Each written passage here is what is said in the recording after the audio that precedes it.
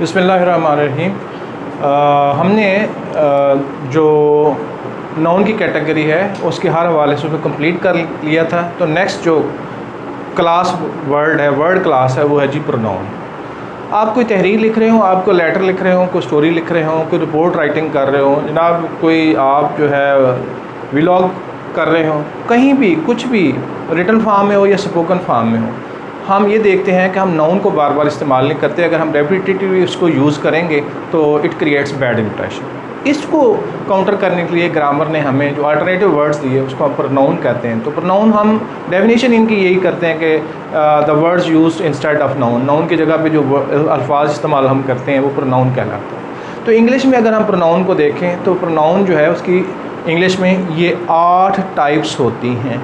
हमने कहीं ना कहीं किसी न किसी फॉर्म में ये चीज़ें पड़ी हुई होती हैं लेकिन पता नहीं होता। हमें वो सारी चीज़ें एक पैराग्राफ में दे दे और कह दे कि यार आप ऐसे करें कि इनको बाइफरकेट करके इनके नाम लिख दें अलग-अलग, तो हमारे बस की बात नहीं है, क्योंकि हमारे बच्चों को ये कोई कहीं से किसी भी क्लास में ये चीज़ें इस तरह पढ़ाई नहीं गई या इंट्रोड्यूस नहीं करवाई गई। तो पहला जी पर्सनल प्रोनाउन है, फिर इंट्रोगेटिव प्रोनाउन है कि क्वेश्चन वर्ड्स प्रोनाउन के तौर पर यूज़ होते हैं। हम ईच एंड एवरीथिंग की डिटेल में बाद में जाएंगे। रिलेटिव प्रोनाउन है, आपने 3 से तो खूब वाकिफ़ होंगे कि जनाब विच, दैट और हु होता है और 2 उसके डेरिवेटिव प्रोनाउन होते हैं वगैरह वगैरह। जब हम इसको डिटेल में पढ़ेंगे तो हम उधर जाएंगे। इसके अलावा डिस्ट्रीब्यूटिव प्रोनाउन है जी कि ये वन एंड अदर है, ईच अदर है या क्या है। डिमॉन्स्ट्रेटिव है, इंडेफिनिट प्रोनाउन है और एम्फेटिक प्रोनाउन है और रेसिप्रोकल प्रोनाउन है। तो ये 8 टाइप्स होती हैं प्रोनाउन की, और ये यकीन जाने इनमें से कोई एक भी ऐसा नहीं है कि जिनका कभी किसी का इवन दैन 2 क्लास के बच्चे का इनकाउंटर ना हुआ हो इससे, या 5 क्लास के बच्चे का ना हुआ हो। तो जो इंग्लिश पढ़ने पढ़ाने वाले टीचर हैं तो उनका तो खैर हम बात नहीं करते, बाकियों का तमाम का इनकाउंटर इससे हो चुका है। लिहाजा ये कोई नई बात नहीं है, लेकिन इन टर्मिनोलॉजीज़ का पता नहीं है, इन चीज़ों का पता नहीं है, तो लिहाजा इस वजह से हम वो चीज़ें जो है उसको उस तरीके से कम्प्लीमेंट करने से कासर होते हैं। तो उसमें हम पहली बात जो अगर हम देखें तो जो पहली बात हम देखेंगे वो ये है कि वो है जी पर्सनल प्रोनाउन की। अगर बाकियों को अगर हम फिल वक्त बाद में डिटेल में जाते हैं तो जो पर्सनल प्रोनाउन है आपके वो जो है वो उससे आप खूब वाकिफ़ होते हैं, और उसकी आगे 4 केसेस हैं। पर्सनल प्रोनाउन जो है यही I, we, you, he, she, it, they. ये कोई नई बात नहीं है, ये ऑलरेडी आपको सबको पता है। लेकिन आप ये देखें कि साथ साथ आपने डिस्क्राइब बच्चों से ये कर देना कि ये फर्स्ट पर्सन है, ये सेकंड पर्सन है। थर्ड पर्सन की 2 कैटेगरीज हैं, थर्ड पर्सन सिंगुलर, ये थर्ड पर्सन सिंगुलर है, और ये थर्ड पर्सन प्लूरल है।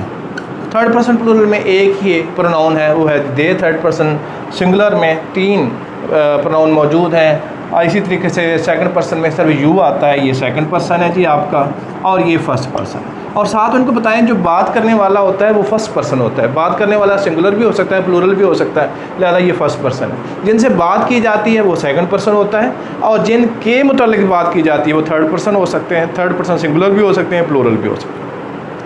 अब इनके अगर हम केसेस देखें कि आगे हम इन्हें मुख्तलिफ केसेस में कैसे इस्तेमाल करते हैं, जैसे हम आगे जाके यही केसेस जो है सब्जेक्ट एलिमेंट में आके जो है इस्तेमाल होने हैं। सब्जेक्ट एलिमेंट में अगर ये चीज़ें इस्तेमाल होंगी तो आपको पता होना चाहिए कि सब्जेक्ट एलिमेंट में कौन, मतलब इसमें सब्जेक्ट के तौर पर कौन सा इस्तेमाल होगा, मतलब इसमें पोजेसिव केस के तौर पर कौन सा इस्तेमाल होगा, मतलब इसमें ऑब्जेक्टिव केस के तौर पर कौन सा इस्तेमाल होगा, मतलब इसमें रिफ्लेक्सिव केस के तौर पर कौन सा इस्तेमाल होगा।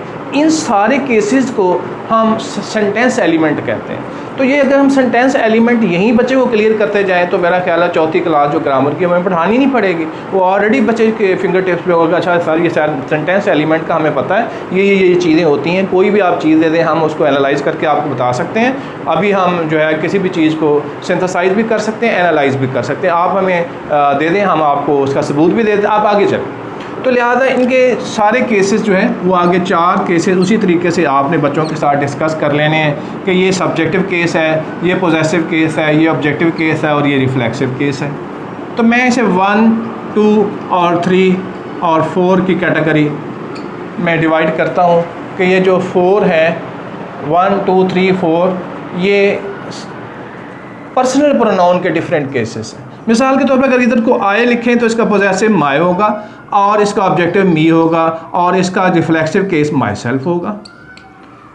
इसी तरीके से आप 1 बाय 1 साहब का यहाँ बच्चों के सामने क्लियर कर सकते हैं कि जनाब आप यू है तो यहाँ यू आएगा, फिर उसका पोजेसिव योर, फिर यू और फिर your self, he, his, him, himself, she, her, her self, और इट, इट्स, इटसेल्फ, और दे, देयर, देम और देम सेल्फ। तो ये चीज़ें जो हैं आप देखें कि प्रोनाउन का जो पर्सनल प्रोनाउन का फोल्डर था उसके नीचे हमने बच्चों को पर्सन्स बता देने हैं, first person, second person, third person क्या होते हैं, और साथ उनके केसेस समझा देने हैं, क्योंकि केसेस अगर ना समझाए तो जो हमारा सेंटेंस एलिमेंट वाला प्रोपोर्शन होगा वो बच्चे का वीक रह जाएगा और वहाँ जाके बच्चा जो है प्रॉब्लम फील करेगा। Thank you.